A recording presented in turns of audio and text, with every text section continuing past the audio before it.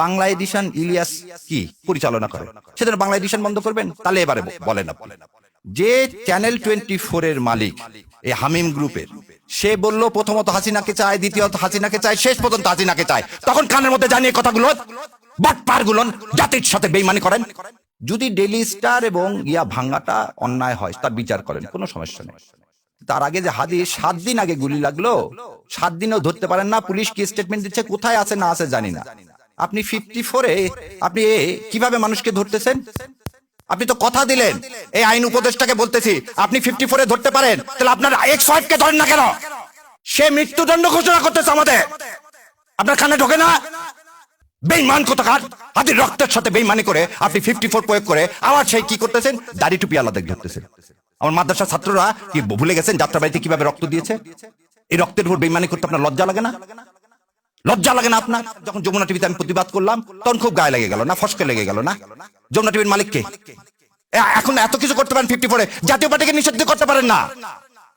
যে জাতীয় পার্টি গত 3 বার এই আওয়ামী লীগ এই ভারতীয় আধিপত্যবাদকে সমর্থন করছেন, কিভাবে দেখেন? তার চেয়ারম্যান ইন্ডিয়া থেকে এসে বলে কি ইন্ডিয়ার অনুমতি স্যার আমি কিছু বলতে পারবো না। ভুলে গেছেন আপনারা? মজা দেখতে আসছেন না? আর কত রক্ত চান? লজ্জা লাগে না নিজের সন্তানদের এইভাবে বিলীন করে দিতে, দেশের সার্বভৌমত্ব বিলীন করে দিতে? যার শত্রু ভারত তার আর কোনো শত্রুর দরকার নাই, যার শত্রু ভারত তার আর শত্রুর দরকার নাই, আর যার বন্ধু ভারত তার আর মৃত্যুর বেশি দিন নাই।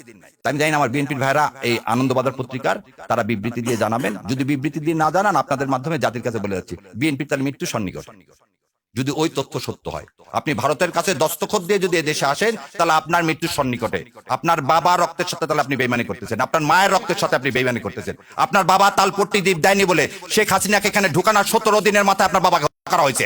আপনার বাবা পানি চুক্তির আন্ডারে ফারাক্কাকে বলছিল উড়িয়ে দিবে, আপনার মা এই পানির দাবিতে ইউএন পর্যন্ত গেছিল, সেজন্য আপনার মাকে কিন্তু ক্ষমতা থেকে কিভাবে চলে গেছে। আর আমার ধারণা আপনার মাদার ব্যথা এখনো যায়নি। যদি মাদার ব্যথা এখন অনুভব করে থাকেন, বিশ্বাস করেন না ইন্ডিয়াকে, বিশ্বাস করছেন তো মরছেন। আর এই দেশের মানুষ ভারতে আধিপত্যবাদ জীবনেও মেনে নিবে না। তো দয়া করে আল্লাহর ওয়াস্তে এদেশে মানুষের সাথে কেউ বেইমানি করেন না, এতগুলো সন্তানের সাথে বেইমানি করেন না। আর ডেইলি স্টাররা যখন আপনার প্রশংসা করবে তখন বুঝবেন আপনি ভুল পথে আছেন। আপনার সন্তানের যেদিন জানা যাওয়া দাফন হবে সেদিন আপনি সাংস্কৃতিক অনুষ্ঠান উপভোগ করতে পারেন।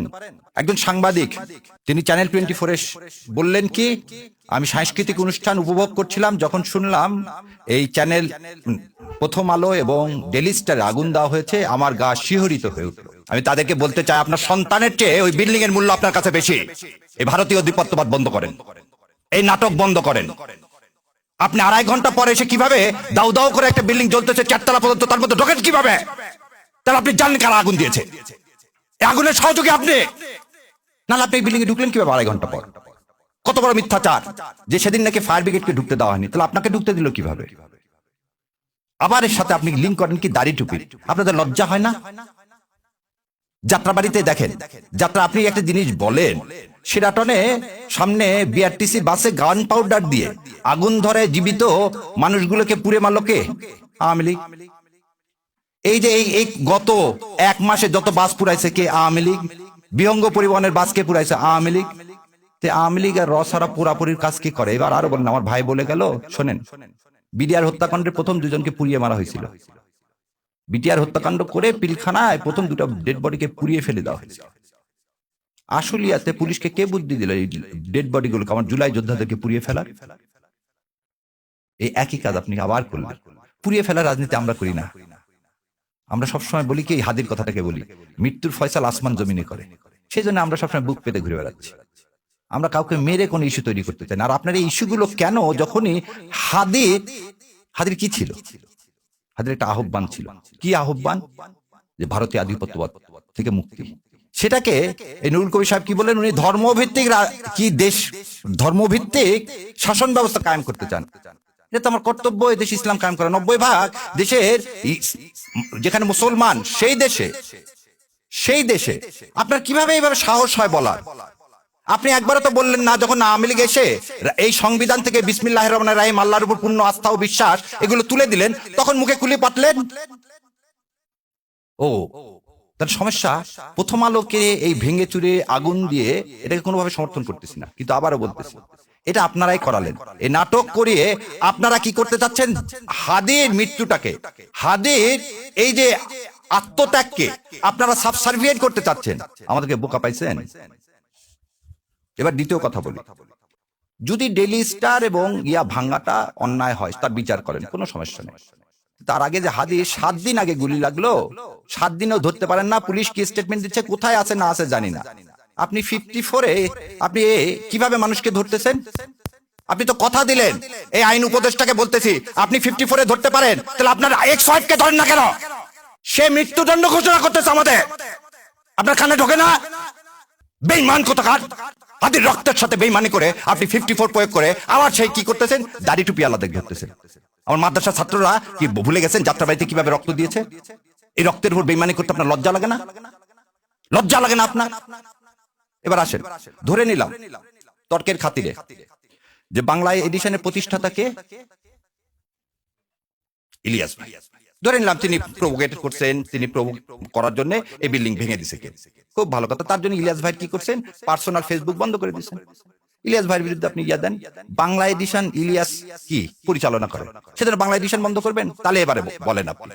যে চ্যানেল 24-এর মালিক এই হামিম গ্রুপের, সে বলল প্রথমত হাসিনাকে চায়, দ্বিতীয়ত হাসিনাকে চায়, শেষ পর্যন্ত হাসিনাকে চায়, তখন কানের মধ্যে জানিয়ে কথাগুলো বাটপার গুলো জাতির সাথে বেঈমানি করেন। মজা দেখতে আসছেন না? আর কত রক্ত চান? লজ্জা লাগে না নিজের সন্তানদের এইভাবে বিলীন করে দিতে, দেশের সার্বভৌমত্ব বিলীন করে দিতে? তাহলে যখন যমুনা টিভিতে আমি প্রতিবাদ করলাম তখন খুব গায়ে লেগে গেল না, ফসকে লেগে গেল না? যমুনা টিভির মালিককে এখন এত কিছু করতে পারেন 54-এ, জাতীয় পার্টিকে নিষিদ্ধ করতে পারেন না?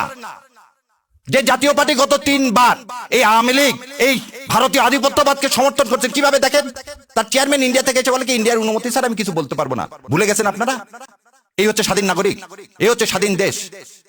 আজকে বাংলাদেশের হাই কমিশন শিলিগুড়িতে আক্রান্ত, কলকাতায় আক্রান্ত, দিল্লিতে আক্রান্ত, বোম্বেতে আক্রান্ত। কোথায় আপনারা সাংবাদিকরা তো এই আক্রান্তের বিরুদ্ধে সম্মেলন ডাকতেছেন না? আজ আমার দেশ, আমার সার্বভৌমত্ব আক্রান্ত কার দ্বারা? ইন্ডিয়ার দ্বারা। আরো কত মিথ্যাচার। একটা শোনেন, জ্ঞান পাপী কাকে বলা হয়? যে জেনে শুনে মিথ্যা কথা বলে, যে জেনে শুনে মিথ্যা কথা বলে। মাহফুজ ইনাম সাহেব বলেন 53 বছরে কোনো প্রতিষ্ঠানে আগুন দেওয়া হয়নি। তাহলে উনি অন্ধ, নাহলে ওনার চশমা ছিল না যেদিন 9 দিগন্তে আগুন দিছে 12 বছর আগে। তাহলে মিথ্যাচার, যা রক্তের মধ্যে মিথ্যাচার, মুনাফেক সে আমাকে মুনাফেক বলতেছে। এটা তো আপনাকে অ্যাডমিটেড প্রমাণ দেখালাম, হঠাৎ করে আপনাদের এত মাথার ব্যথা হলো কেন? জামাত ইসলাম ক্ষমতা আসবে কি আসবে না, ক্ষমতা যাওয়ার মালিক হচ্ছে আল্লাহ। আপনারা ক্ষমতা বলতেছেন, বিএনপি চলে আসছে। গতকালকেও দেখি এই ওর নাম কি হলো, আমেরিকা থেকে বসে থেকে ঠিকানার উনি বলে দিলেন বিএনপি আসতেছে ক্ষমতায়, তাহলে এখন জামাতের কি হবে? আরে ভাই, বিএনপি যদি ক্ষমতায় আসে তাহলে ভোট টোট করার দরকার কি? দিয়ে দেন না, দিয়ে তো দিছেন, 1.5 বছরে তো দিছেন।